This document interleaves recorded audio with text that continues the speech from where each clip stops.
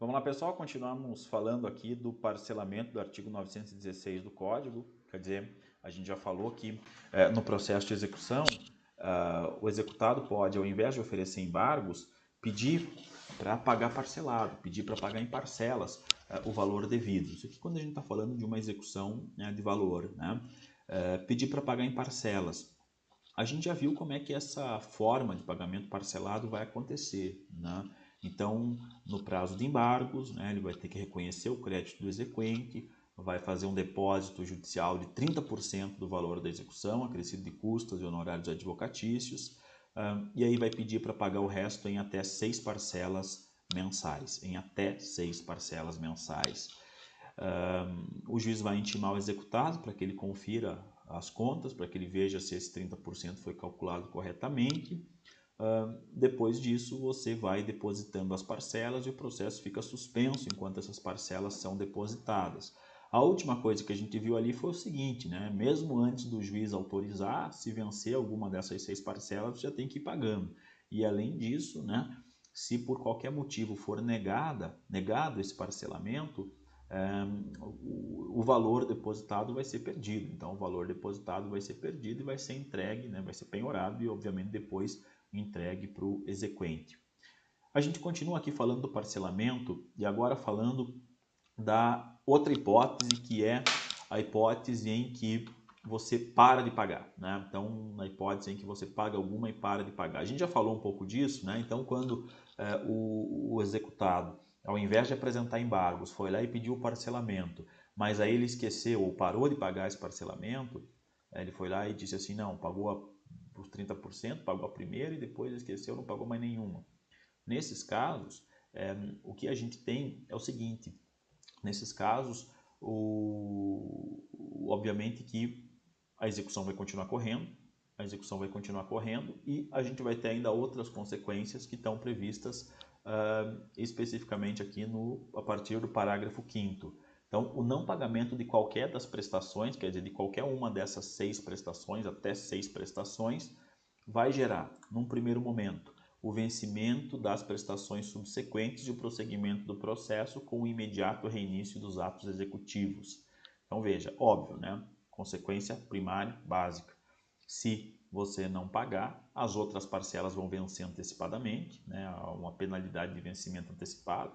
Você não pagou a primeira, aí acabou o parcelamento. Aí você continua devedor do todo. Essa possibilidade de pagar em até 6 meses vai por água abaixo, não existe mais, né? Então, uma vez que você deixa de pagar alguma das parcelas, essa é a consequência. Depois vem, além do vencimento antecipado, existe ainda a condenação do executado a uma multa, né? Então a gente tem lá a imposição ao executado de multa de 10% sobre o valor das prestações não pagas. Então são cumulativas essas duas penalidades. A primeira penalidade é o vencimento antecipado das prestações subsequentes e a segunda penalidade é a imposição dessa multa de 10% sobre o valor das prestações não pagas, né? Então, você ficou faltando pagar 10 mil ainda, 10% desses 10 mil. Então, veja, isso aqui é caso não... Encontrei isso em YouTube. É engraçado esse meu celular, porque sempre que eu estou falando ele acha renda mensal de 10 mil, entenda como, divisão exata, 10 mil dividido por 100. Pô, até que dessa vez ele acertou. Eu estava gravando uma, não era para turma de vocês, e aí aconteceu uma situação engraçada. Eu estava falando, de repente o celular disse aqui, encontrei isso na web.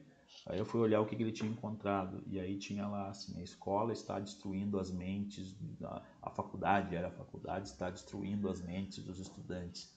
Daí eu falei, pô, que mal educada, né? Quer dizer, me interrompeu aqui para dizer que eu tô, ou, né? Até comecei a pensar, falei, pô, o que será que eu tô falando aqui? Mas, voltando para o nosso tema. Então, essa possibilidade de pagamento parcelado existe, né? Ela está prevista pelo Código de Processo Civil, né?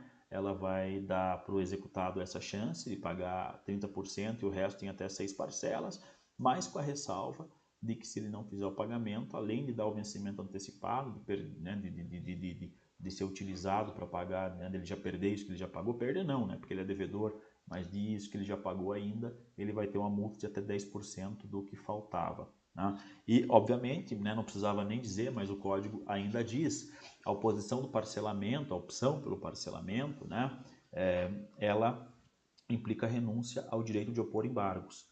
E claro, isso aqui estava lá no caput, né? Implica renúncia ao direito de opor embargos, basicamente porque você tem que reconhecer o crédito. E existe preclusão lógica, não dá para você reconhecer o crédito e ao mesmo tempo que reconhecer o crédito, depois você ir lá e dizer que quer embargar a execução. Então, o parcelamento dá para o executado um benefício, que é o benefício de pagar parcelado, né, em até 6 vezes, 30% e o resto em até 6 vezes, mas também dá para o executado, traz para o executado um probleminha, que é a eventual possibilidade, né, quer dizer, a impossibilidade de que ofereça embargos, uma vez que opta pelo parcelamento, não dá para embargar, até porque esse parcelamento acontece no próprio prazo de 15 dias dos embargos. Então, uma vez que você é citado da execução, você tem 15 dias. 15 dias para quê? O prazo contado na forma que nós falamos no vídeo anterior. 15 dias, num primeiro momento, para embargar a execução ou então para pedir esse pagamento parcelado. E essa regra do parcelamento só vale para o procedimento de execução de título extrajudicial, não vale para o procedimento de execução de título judicial. Então vejam lá, o disposto nesse artigo não se aplica ao cumprimento de sentença.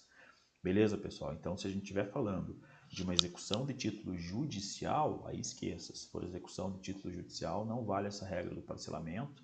Se for execução de título judicial, infelizmente, a parte não vai poder fazer o parcelamento do artigo 916 do Código de Processo Civil. Muito bem. Então, essa é a possibilidade do parcelamento, né? A possibilidade de que os valores sejam pagos de forma parcelada. No próximo vídeo a gente entra falando das alegações possíveis, né? Das alegações que são possíveis para o... Aliás, a gente está com pouco tempo de vídeo, vamos falar já, né? Alegações possíveis. O que é que dá para ser alegado nos embargos à execução? Então, diz lá o artigo 917 do Código de Processo Civil. Nos embargos à execução, o executado poderá alegar. Então, a gente tem o rol aqui de quais são as alegações possíveis.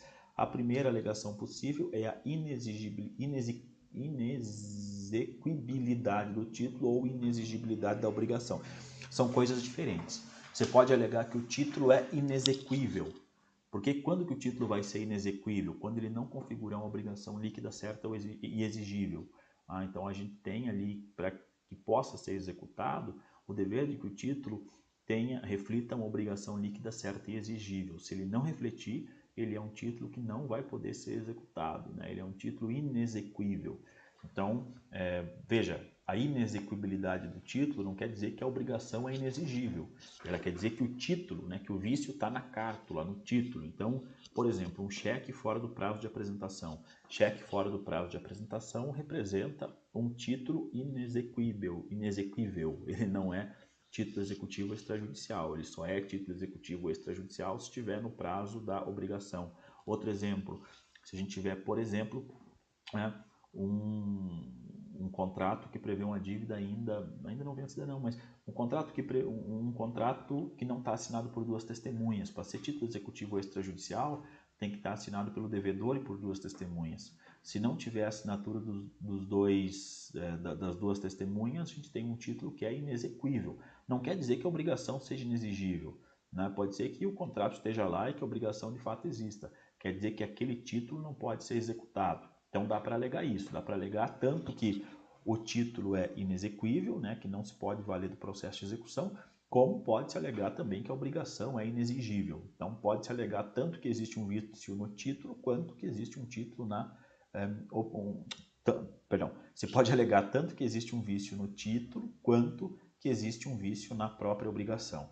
Além disso, pode-se alegar penhora incorreta ou avaliação errônea. Então, se a penhora estiver feita de forma incorreta, ou se a avaliação dos bens tiver sido feita de modo equivocado, aí também é possível alegar isso nos embargos à execução. É óbvio que nesse caso, no caso principalmente da penhora, né, mas também no caso da avaliação errônea, se for um vício na forma como a penhora aconteceu, ou um vício na forma como a avaliação dos bens aconteceu, aí é possível, não é nem preciso embargos, né? Então esse é um caso que pode ser alegado inclusive por simples petição, e isso está autorizado expressamente no parágrafo 1º do artigo 917. A incorreção da penhora ou da avaliação não poderá ser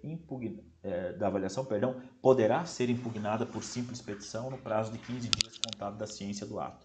É um caso em que não é nem necessário embargos, é um caso em que pode ser feita por simples petição. Então, se você está dizendo que penhoraram incorretamente ou que avaliaram incorretamente, você diz,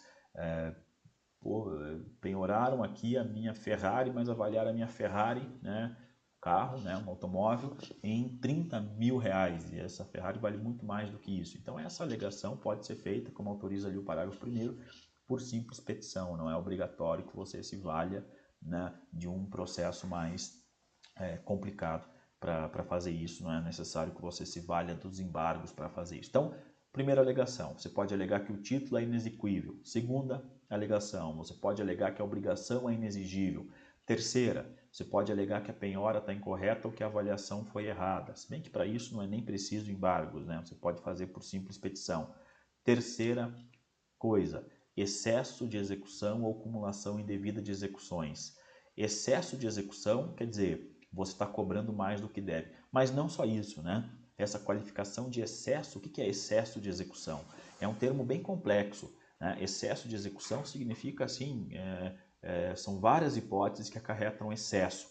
Tanto é que o parágrafo 2º do artigo 917 vai trazer quais são essas hipóteses de excesso de execução, dizendo assim, ó, há excesso de execução quando, primeira hipótese, o exequente pleiteia quantia superior a do título, quer dizer, excesso de execução porque você está... Eu tenho um problema em colocar essa letra andando assim, porque eu acho que as pessoas vão ficar olhando para a letra e não vão prestar atenção no que eu estou falando, né? Já viram na letrinha, agora voltem aqui. A primeira hipótese é de excesso da execução. O que diz o excesso de execução? Ele diz que quando o exequente pleiteia uma quantia superior ao título, a gente tem excesso de execução. Então, a primeira hipótese de excesso de execução é você cobrar mais do que o devido, que é a hipótese clássica, né?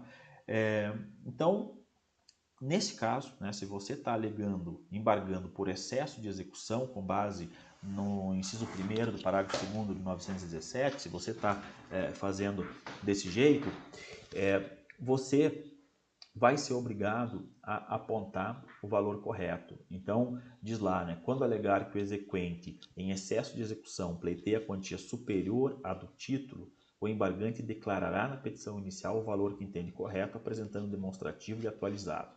Então, quer dizer, se você está... a ideia aqui é a seguinte, a hipótese que você está se valendo para usar os embargos é excesso de execução, né, e excesso de execução ao argumento de que está sendo pleiteada uma quantia superior àquela que está no título. Então, se você entende que estão pleiteando mais do que devem, que estão te cobrando mais do que devem, você tem que dizer qual é a quantia devida. Você tem que dizer qual é o valor.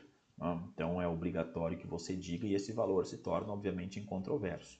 Então, tem que tomar esse pequeno cuidado aqui. Se você quer alegar excesso de execução dizendo que estão te cobrando mais do que devem, você tem que dizer quanto é que devem.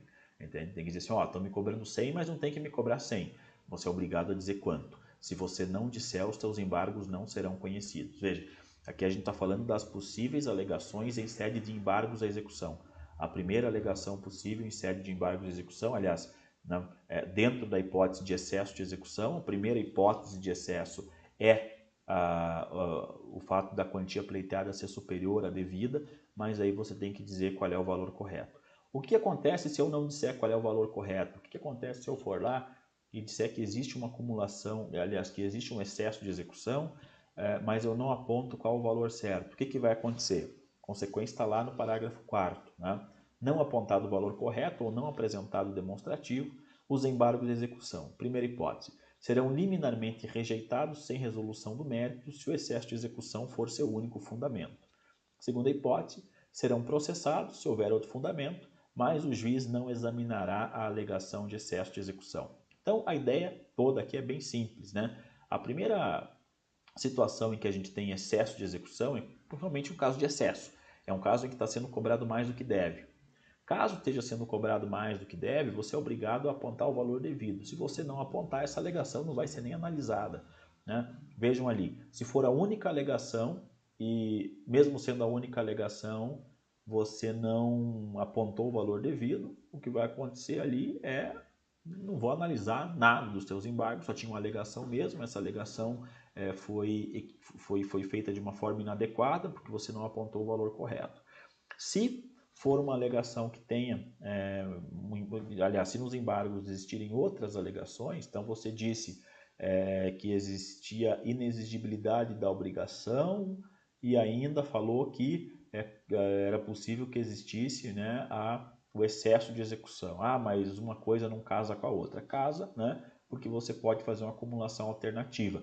Então você pode dizer, eu estou dizendo que a obrigação é inexigível. Se entender que ela é inexigível, está sendo cobrada a mais. Não tem problema nenhum em fazer isso. Não tem problema nenhum em fazer isso. Então você vai lá e diz, eu estou dizendo, eu estou entendendo, né, hipótese do inciso 1º do 917, que a obrigação é inexigível. Mas, caso o juízo entenda que a obrigação é exigível, eu digo que estão me cobrando a mais, porque se for exigível, não é isso, né? Quer dizer, não há conflito, não há contradição. Você pode dizer, posso interpretar de dois jeitos. Numa interpretação, que é a que eu defendo, essa obrigação não é exigível. Pode ser que em outra interpretação ela seja, mas caso se acolha então essa outra interpretação e diga que é exigível, o valor que está sendo cobrado não pode ser esse. Então não tem problema nenhum em acumular essas duas coisas, mas a questão passa a ser a seguinte, bom, se você alegou essas duas coisas, mas não apontou qual seria então o valor correto, nesse caso, você não vai ter esse argumento analisado. E se você embargar só por esse argumento, nada vai ser analisado. Então, a ideia que é essa, né? Bem simples.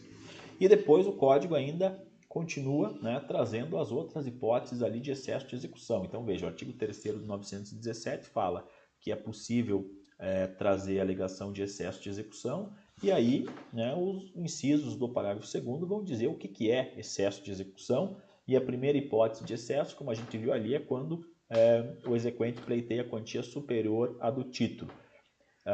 Quais são as outras? Vamos ver lá. Então, as outras hipóteses. Segunda, quando a execução recai sobre coisa diversa da que está no título, quando a execução se processa de modo diferente do que foi determinado no título, ou quando o exequente exige de implemento da obrigação do executado sem cumprir prestação que lhe é devida, e a última hipótese, quando o exequente não prova que a condição se realizou. Vamos ver cada uma delas rapidinho, embora elas sejam muito autoexplicativas. A segunda, coisa diversa. Então, essa rubrica excesso de execução pega não só um excesso em valor a mais, mas também quando existe coisa diferente, né? Então, o título mandava entregar boi, né? E você está me cobrando cavalo. Então, ali você tem uma coisa diversa, e isso também se enquadra nessa expressão, né? Nessa rubrica excesso de execução. O código ainda continua dizendo que pode ser quantia superior à devida, pode ser coisa diferente, pode ser também um processamento de modo diferente, né? Ou seja, o título ali previa um outro tipo de procedimento para que aquela condição, para que aquela dívida fosse cobrada. A hipótese do inciso 4º, quando o exequente, sem cumprir prestação que lhe corresponde, exige o adimplemento da prestação do executado. Vejam que isso também é excesso de execução. Isso aqui é aquele caso quando, por exemplo, né, no contrato dizia que eu tenho que entregar o bem e depois eu recebo o dinheiro. Só que aí eu não entrego o bem e vou lá querer receber o dinheiro, né? Veja, nesse caso aqui, existe o que o código chama de excesso de execução também, porque a gente tem uma situação em que eu estou, na verdade, fazendo, né, cobrando uma obrigação que é inexigível. Na verdade, essa é uma hipótese de inexigibilidade, né? Digo assim, ó, eu estou aqui querendo cobrar o valor, o valor do nosso contrato. Aí vem, né, o contratado e diz assim, olha, mas você antes de me cobrar o valor tinha que me entregar a coisa, você não me entregou, né? Isso aqui entra na hipótese de excesso de execução, né, que eu tenho uma prestação primeiro para depois eu poder cobrar, mas eu já vou cobrar antes disso. Então o executado vai poder se valer dos embargos e se valendo dos embargos pedindo, né, com base no excesso de execução. Tudo bem que nesse exemplo ele é um pouco ele é um pouco desnecessário, porque essa hipótese também se enquadra no inciso 1º, que é a de inexigibilidade, né? Então, uma obrigação, quer dizer, se existe primeiro a obrigação minha de entregar a coisa para depois eu receber o dinheiro, quer dizer que é inexigível, pelo menos durante aquele momento, pelo menos durante até que eu cumpra a minha parte, é inexigível que eu exija a prestação dele, né? Então aqui a gente tem essa hipótese, mas o código coloca isso também. E depois, quando, né, esse aqui é um caso de uma obrigação condicional, né, quer dizer, existe uma condição e a condição é que eu entregue a coisa para ele me entregar o dinheiro. Eu não posso ir lá querer exigir o dinheiro antes de ter a coisa. E a última opção é quando o exequente não prova que a condição se realizou, né? Então também vale para as outras formas de condição. E o código continua então, depois do excesso de execução ainda tem cumulação indevida de execuções, né? Então a acumulação de execuções é possível em alguns casos, né? Se esses casos forem desobedecidos, a gente tem uma acumulação indevida e tem consequentemente a possibilidade de que se valha o executado dos embargos à execução. Tranquilo, pessoal? Continuando, a próxima hipótese aqui, o que mais que pode alegar nos embargos? Retenção por benfeitorias necessárias ou úteis nos casos de execução para entrega de coisa certa. Então, né, aqui a gente tem a possibilidade de retenção por benfeitoria necessária. Eu tenho que entregar um bem, mas antes de entregar esse bem, eu quero ser ressarcido pelas benfeitorias necessárias e pelas benfeitorias úteis, voluptuária não entra, né? Mas pelas benfeitorias necessárias e úteis que eu fiz nesse bem. Eu tenho direito de retenção, o Código Civil me dá esse direito de retenção, então eu posso alegar essa retenção em matéria de embargos. A gente tem também uma disciplina disso no parágrafo 5º, né, do próprio artigo 917, nos embargos de retenção por benfeitorias, o exequente poderá requerer a compensação de seu valor com os frutos ou dos danos considerados devidos pelo executado, cumprindo ao juiz para apuração dos respectivos valores e nomear perito, observando-se então as regras específicas da regra da produção de prova pericial. A questão aqui então, se eu quero embargar por benfeitoria, eu digo, olha, você quer que eu executar aqui a obrigação de que eu entregue esse imóvel, só que eu tenho benfeitorias que você tem que indenizar, então eu quero que você me indenize primeiro, que depois eu entrego. O que o parágrafo 5º diz é que, nesse caso, o exequente, né, quando tiver benfeitoria, o exequente pode requerer a compensação dessa benfeitoria com tudo aquilo que for devido pelo executado, né? Então, aí o exequente pode dizer assim, né? Então, aí é possível que essa retenção seja compensada. Então, a situação aqui é mais ou menos a seguinte: vai lá o exequente, entra com a execução, o executado nessa execução vai lá e apresenta embargos alegando retenção por benfeitoria necessária, e aí o exequente vai dizer assim, não, mas eu também tenho mais crédito contra você, então vamos compensar, né? O crédito que eu tenho fica, você não precisa me pagar e fica por conta dessas benfeitorias. Então tem também essa possibilidade. E por fim, né, a última hipótese é a alegação de qualquer matéria que possa ser lícito deduzir em processo de conhecimento. Então veja, nos embargos à execução, ou os embargos à execução, se tornam depois um processo de conhecimento. Porque, veja, as 4 primeiras são hipóteses específicas, mas depois qualquer matéria que poderia ser alegada em processo de conhecimento. Então veja, o processo de execução pode se tornar, o processo de execução vira um processo de conhecimento a partir do momento em que é embargado. Claro que não necessariamente processo de execução, por como a gente viu, esses autos correm, né, em apartado, correm em apenso. Mas a partir do momento em que tem embargos, nos embargos vai se instaurar uma discussão judicial muito parecida, ou vai se instaurar uma execução judicial que no fundo é uma discussão do processo de conhecimento.